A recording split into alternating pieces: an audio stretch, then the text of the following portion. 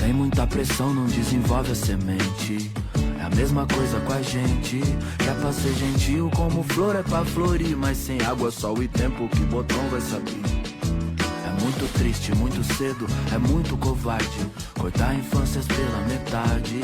Pra ser um adulto sem tumulto não existe atalho. Em resumo, crianças não têm trabalho, não.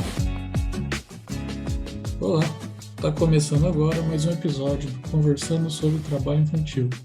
Eu sou Gustavo, sócio-educador do projeto Movimento Campinas Sem Trabalho Infantil, presente e ausente, conhecido como PAT, um dos projetos do MVM dedicado a levar uma reflexão sobre o trabalho infantil e como prevenir ele. E hoje a gente vai para o nosso último episódio com a participação especial do Dr. Antônio de Oliveira Lima. Como a gente já disse nos outros episódios, ele é procurador do Ministério Público do Trabalho e coordenador da Rede Peteca. Bom, nessa série de 3 episódios, a gente já falou sobre as legislações do trabalho infantil, da atuação do Ministério Público do Trabalho e também falamos sobre os dados mais atuais do trabalho infantil no nosso país e sobre os problemas que a dificuldade na coleta de dados trazem. Se você tiver interesse nesses temas, procura pelos episódios, que eles já estão lá nas nossas plataformas. E hoje, nessa última parte da série, nós vamos falar um pouco sobre a atuação da Rede Peteca. E bom, indo direto para o assunto. Antônio, não tem como fazer uma conversa com o senhor e não passar pela Rede Peteca, né? O senhor pode falar um pouco dela e da sua atuação? É verdade. Na verdade, todo esse trabalho que nós temos construído ao longo dos 13 anos, há 13 anos, né, desde 2008, estamos entrando no 14º ano de execução do programa, ele nasce da ideia que a gente tem de engajar a escola no combate ao trabalho infantil.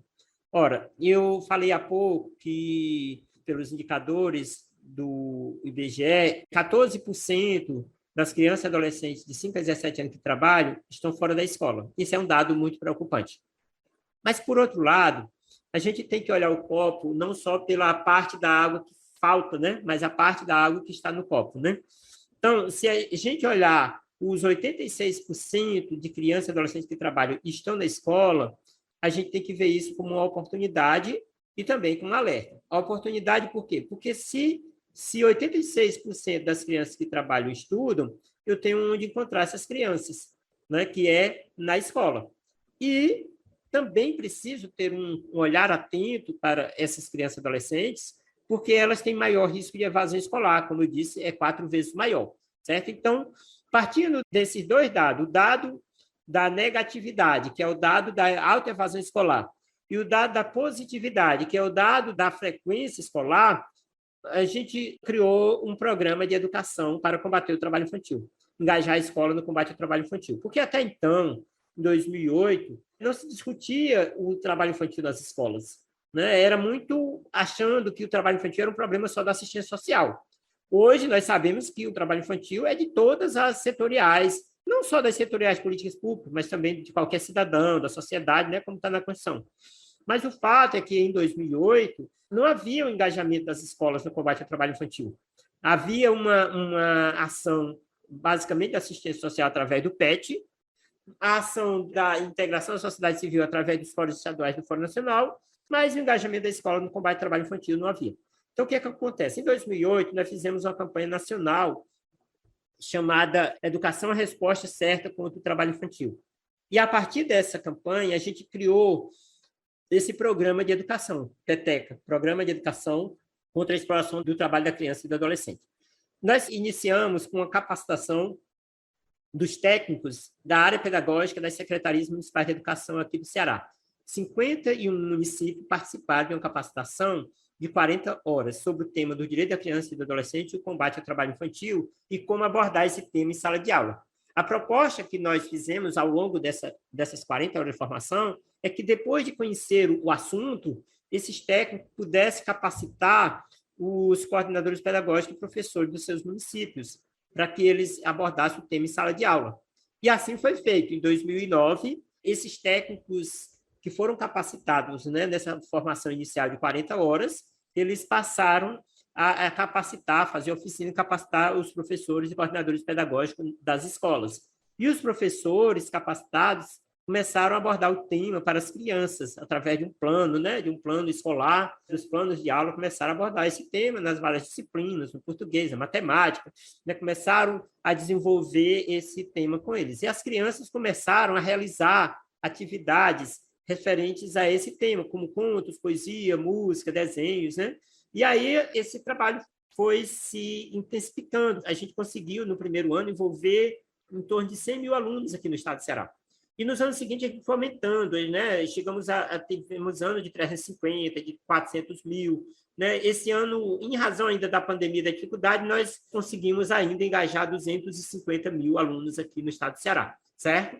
E aí a gente faz um trabalho intenso ao longo do ano com esses alunos, e eles participam de várias atividades, né? Então, a gente tem uma agenda de um ano todo que eles participam dessa atividade. Por exemplo, a primeira agenda acontece agora, no final de janeiro, que é o Dia Nacional de Combate ao Trabalho Escravo. Como o trabalho escravo é uma das piores formas de trabalho infantil, e o trabalho infantil é uma porta de entrada do trabalho escravo, nós fazemos já essa primeira abordagem aqui sobre as conexões entre o trabalho infantil e o trabalho escravo, certo? Em fevereiro, a gente está trabalhando temas relacionados à questão da prevenção da gravidez na adolescência, que está ali como uma das causas, né, de evasão escolar e trabalho infantil. Em abril, a gente trabalha alguns temas, como a questão do bullying, né, a prevenção do bullying, a violência nas escolas, a questão do trabalho infantil doméstico, que o dia 27 de abril é o dia do empregado doméstico, e também o 24 de abril, que é o dia do jovem aprendiz, né, a gente trabalha a questão da aprendizagem profissional.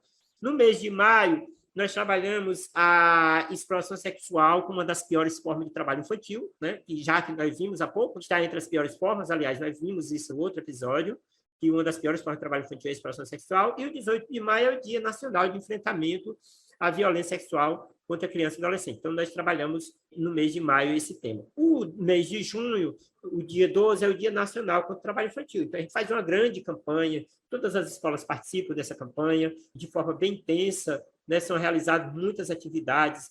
E as crianças já apresentam os trabalhos que elas realizaram, como conto, poesia e música nos municípios. Então, há um engajamento muito forte. A gente consegue aí envolver aí mais de 100 mil crianças e adolescentes em atividade nessa campanha do mês de junho, nos nossos municípios aqui. E aí, o mês de julho, embora as crianças estejam de férias, porque aqui no Ceará as férias é no mês de julho, as férias escolares, mas a gente tem uma atividade com eles referente ao Estatuto da Criança e Adolescente, que é o dia 13 de julho, é o dia do ECA. No mês de agosto, a gente tem a prevenção de violências contra as crianças e adolescentes e a prevenção de violência também contra as mulheres, a Lei Maria da Penha.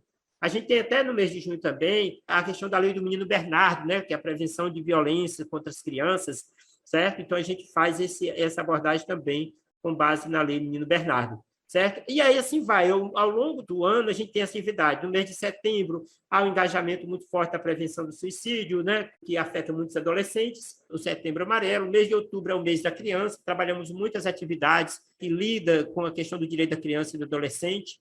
O mês de novembro, nós temos aí a Declaração Universal do Direito da Criança e do Adolescente, de 1959, e a Convenção do Direito da Criança e do Adolescente, de 1989, a Convenção da ONU.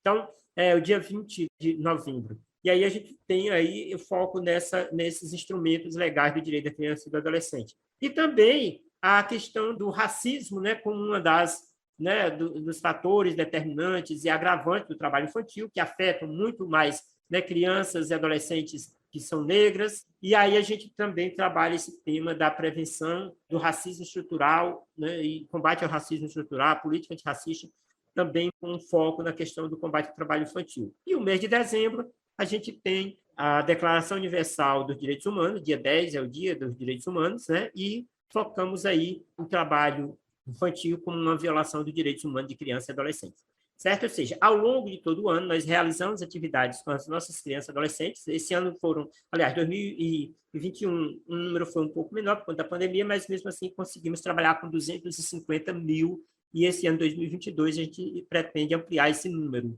certo? E aí, esse é um ponto nasce aí em 2008, então são 13 anos, todo ano é executado de forma bem intensa.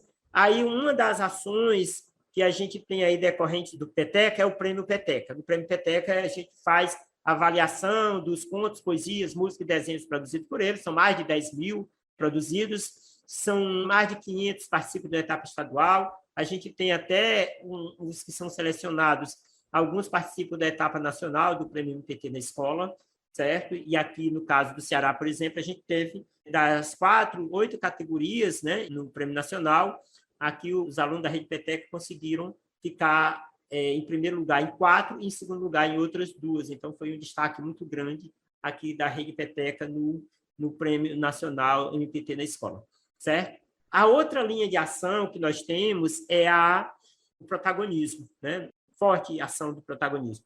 Nós, em 2016, criamos o Comitê Estadual de Adolescentes contra o Trabalho Infantil. Em 2017, criamos o Comitê Nacional, CONAPET.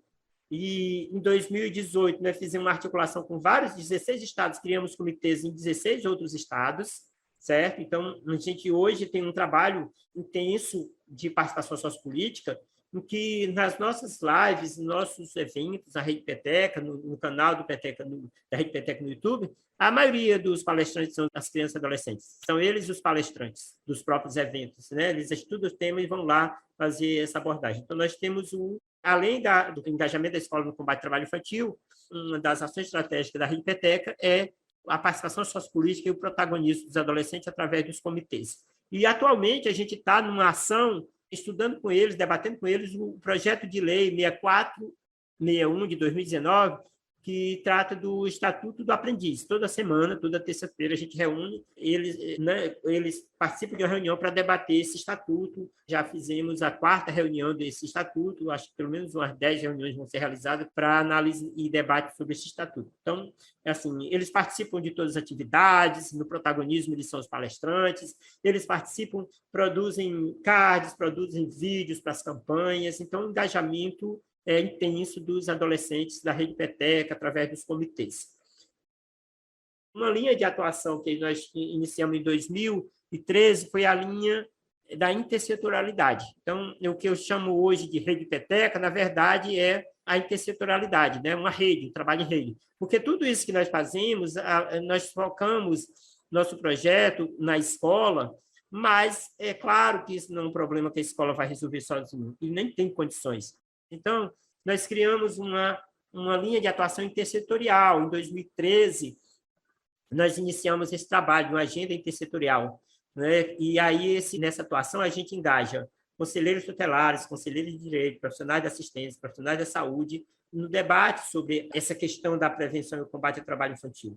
E hoje nós temos uma linha da Rede Peteca, que é o Conhecer para Proteger, né? O Conhecer para Proteger trabalha com a ideia de identificar as crianças e adolescentes que estão em situação de trabalho, através de uma pesquisa que as escolas fazem, que os alunos da Rede Peteca respondem, para que, a partir desse resultado dessa pesquisa, né, a rede socioassistencial consiga identificar as crianças e adolescentes em situação de trabalho.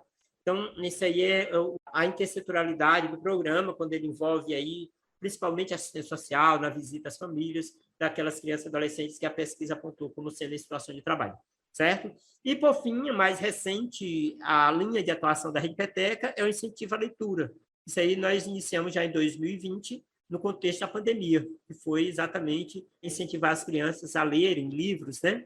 E aí, hoje, muitos municípios já adotam essa ação com a indicação de livros que as crianças leem os livros, gravam vídeos, né, fazendo uma resenha, um resumo do livro, participam das lives, né, compartilhando experiência de leitura, como uma forma de incentivar outras crianças e adolescentes também a se dedicarem à leitura, serem amantes da leitura, né, a leitura que abre o mundo, que transforma a vida das pessoas.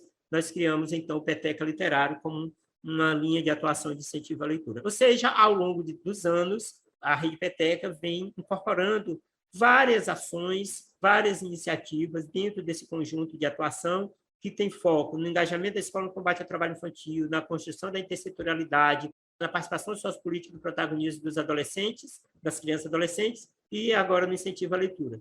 No ano passado também nós iniciamos uma ação de prevenção de violência contra as mulheres, porque a violência contra as mulheres afeta diretamente crianças e adolescentes, né? Os filhos das mulheres vítimas de violência também sofrem violência psicológica e muitos também sofrem violência física, né? Então, nós também engajamos a prevenção da violência contra as mulheres dentro da agenda da Rede Peteca.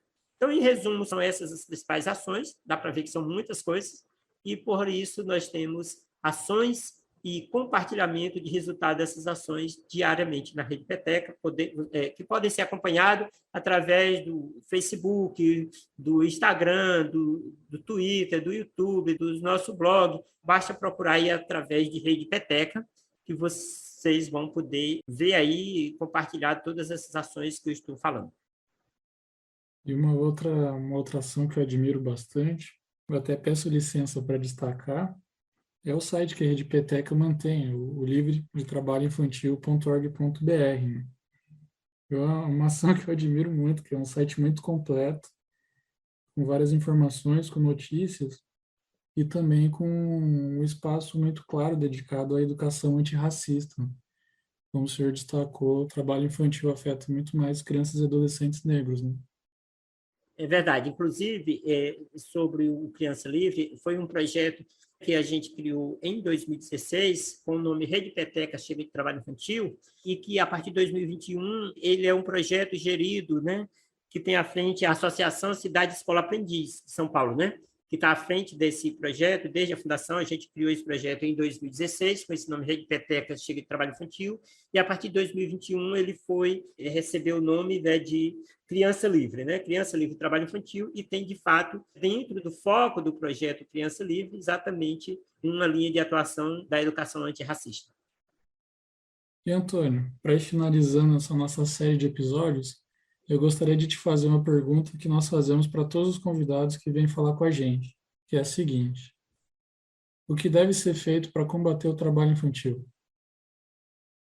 Eita, muita coisa, viu, Gustavo? Muita coisa. Mas eu vou fazer o seguinte: como a gente não tem um tempo aqui para falar com detalhes, eu vou fazer aqui um resumo, tá? Eu gosto de focar aqui nas chamadas ações estratégicas, tá? Quais seriam as ações estratégicas para combater o trabalho infantil? Uma delas, que ainda é necessário, eu acho que foi aquela em que a gente já avançou mais, é a questão de conscientizar e mobilizar a sociedade. Embora ainda tenha muita gente que concorde com o trabalho infantil, que defende o trabalho infantil, e que a gente ainda precisa combater os mitos, nós criamos o Peteca exatamente para isso, para combater os mitos do trabalho infantil, né? O fato é que, nesse ponto, a gente tem conseguido avançar. Quando nós começamos esse projeto, a gente tinha uma reunião para debater o trabalho infantil, um evento, você tinha ali 10, 15, 20 pessoas participando. Hoje a gente já consegue fazer um evento, né? Um dos eventos que nós fizemos aqui na Rede Peteca deu 20 mil visualizações no canal, né? Então, assim, já mudou muita coisa de lá para cá, né? Embora ainda tenhamos muito a fazer, eu acho que essa ação é uma ação que nós temos conseguido avançar. Agora, a segunda ação, que eu acho que essa nós avançamos muito pouco mesmo, foi na identificação, certo? A identificação das crianças e adolescentes que estão em situação de trabalho. Essa ação estratégica se faz através de uma busca ativa, né, para saber quem são essas crianças, quem são esses 1.668.000 que o IBGE aponta, porque quando você vai olhar para os dados, por exemplo, do Serviço de Convivência e Fortalecimento de Vínculo da Assistência Social, onde estão ali as crianças em situação de vulnerabilidade gerais, inclusive a do trabalho infantil, esse número vai corresponder a 5%, ou menos. Tem município que não chega a 1% identificado, certo? Então, eu vejo que a ação não é a mais importante, mas é a mais necessária e urgente, é a identificação das crianças e adolescentes que estão em situação de trabalho, a chamada busca ativa. Por que ela não é a mais importante, mas é a mais necessária? Porque a mais importante é a seguinte: é a ação de proteção, é a ação de atendimento dessa criança e adolescente. Só que o atendimento não vai acontecer se a criança não for antes identificada. Por isso que a gente criou aqui o projeto Conhecer para Proteger, porque se não identificar, não tem como atender, certo? Então, acho que duas ações de todas elas que eu considero mais urgente é conhecer e proteger, ou seja, identificar as crianças e adolescentes que estão em situação de trabalho e atender essas crianças nas políticas públicas, tá?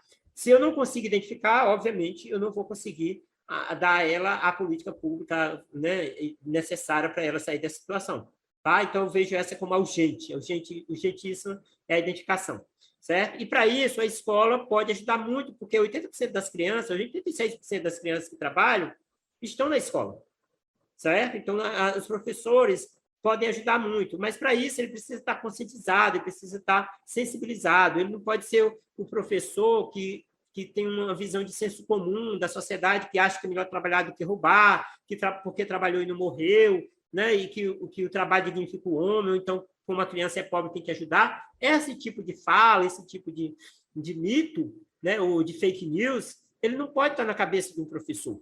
Se o professor tem consigo, e muitos ainda têm, esse pensamento, ele não vai conseguir identificar as crianças que estão em situação de trabalho, porque ele vai achar isso normal. Então, eu acho fundamental que a escola se engaje nesse trabalho de identificação das crianças e adolescentes que estão em situação de trabalho, já que lá estão 86% delas. Tá? Aí, a terceira ação, essa é uma ação que eu diria mais importante, mas ela não vai acontecer se a segunda não for implementada, que é a ação da identificação, que é a ação do atendimento.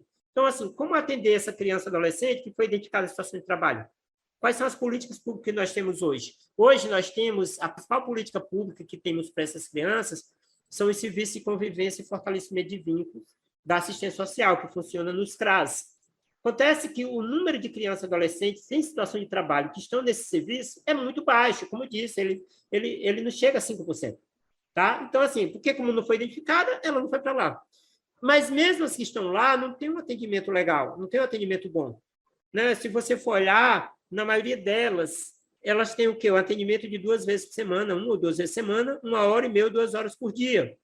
Tá? E o que vai acontecer nos outros dias? Ela vai para o trabalho infantil. Né? Quer dizer, maior risco dela ir para o trabalho infantil, já que ela está sem atividade de serviço de convivência nos outros dias. Então, o que precisa fazer?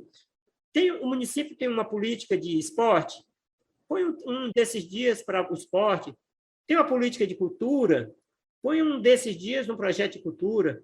Né? Então, a criança que hoje vai 2 dias para o CRAS, ela pode ir o 3º dia para um projeto da Secretaria de Esporte, pode ir o 4º dia para um projeto da Secretaria de Cultura, né? Talvez na sexta-feira ir para uma atividade de lazer. Né? Alguma coisa assim dá para fazer, mas não está sendo feito.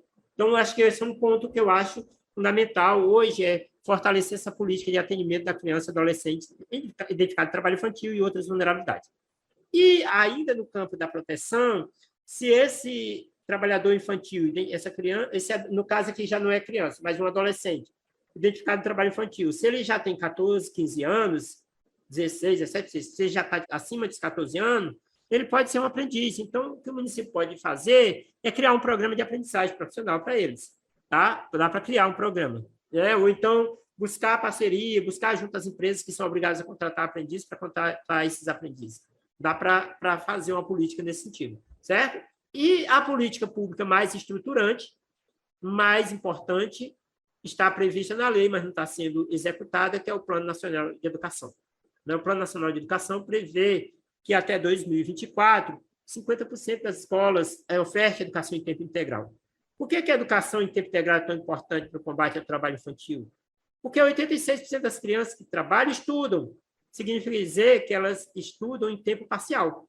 Se elas estudassem em tempo integral, não estavam nessa estatística do trabalho infantil. Né?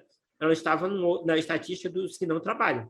Mas se ela hoje ainda estuda e está na estatística, 86%, significa dizer que ela está na escola em tempo parcial e está trabalhando no contraturno. Então, a escola em tempo integral, o Plano Nacional de Educação, a meta C do Plano Nacional de Educação, me parece a política pública mais estruturante para combater o trabalho infantil. E, no mais, aí são as questões macros, né? A questão do orçamento, que o governo federal zerou, né? Não passou nem um centavo para os municípios em 2021, 2020, desde 2019 está assim, né? Mas assim, em 2019, alguns municípios ainda receberam os restos de anos anteriores e tal, mas não teve nada novo. 2020 foi zero. Nenhum município recebeu dinheiro da União para ajudar nas ações de combate ao trabalho infantil. Então, um dos problemas hoje, né, que nós temos em nível federal é a questão orçamentária. E não é só orçamento, né? Porque aí vem a história da vontade política. Como o governo defende o trabalho infantil, o presidente da República defende o trabalho infantil abertamente, né? É um defensor do trabalho infantil, ele não vai botar recurso para combater o trabalho infantil porque ele acha que o trabalho infantil é uma coisa boa. Entendeu? Então, assim, tem esse problema também. Nós estamos vendo um problema mais grave hoje, é você ter um presidente da República que defende o trabalho infantil, que é a favor do trabalho infantil e faz isso de forma abertamente e se orgulha disso.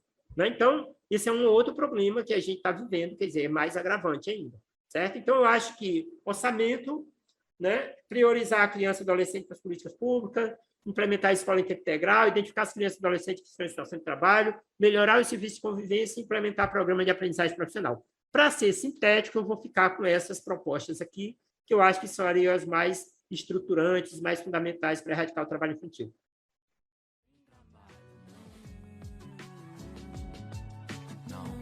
Crianças não têm trabalho, não.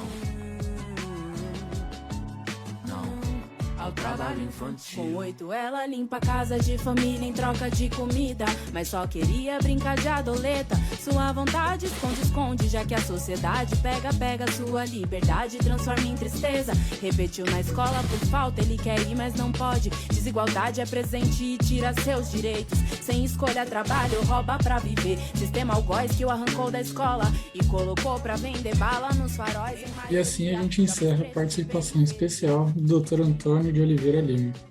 Bom, Antônio, parabéns pelas suas iniciativas, pela sua atuação e conte com a parceria do PAT Campinas no enfrentamento ao trabalho infantil. E claro, obrigado por vir falar com a gente. Gustavo, eu é que agradeço. É sempre muito bom ter parceiros que estejam, né, nessa luta, e a gente tem que ampliar essas parcerias e essas ações desenvolvidas pelo PAT Campinas, e especialmente essa iniciativa de trazer esse debate através desses episódios, né, que ajuda bastante a fortalecer essa luta. Ela é fundamental. Trabalhar a comunicação é muito importante para a garantia dos direitos, né, porque um dos pontos, né, lá quando eu falei das ações estratégicas, primeiro que é sensibilizar e conscientizar a sociedade, que embora a gente já tenha avançado um tanto, a gente ainda tem muitos desafios, né, para combater os mitos. E as ações de comunicação são fundamentais. Então, eu agradeço muito o convite e parabenizo a iniciativa aí do projeto aí de levar as informações através desses episódios. Muito obrigado. E para você que está ouvindo, muito obrigado por acompanhar a nossa conversa. Se você gostou e quer saber mais, acompanhe o nosso podcast e procure a gente pelo nosso site, o patcampinas.com.br, e pelas nossas redes sociais. É só procurar por PAT Campinas no Face, no Instagram, no YouTube e no Twitter. Ah, e fica atento. Se você acha que está passando por uma situação de trabalho infantil ou conhece alguém que está, procure ajuda. Você pode ligar no número 100 do Disque 100 ou mandar uma mensagem para a gente. O trabalho infantil só vai acabar se todo mundo ajudar. Beleza? Então até a próxima. Apenas não ao trabalho infantil.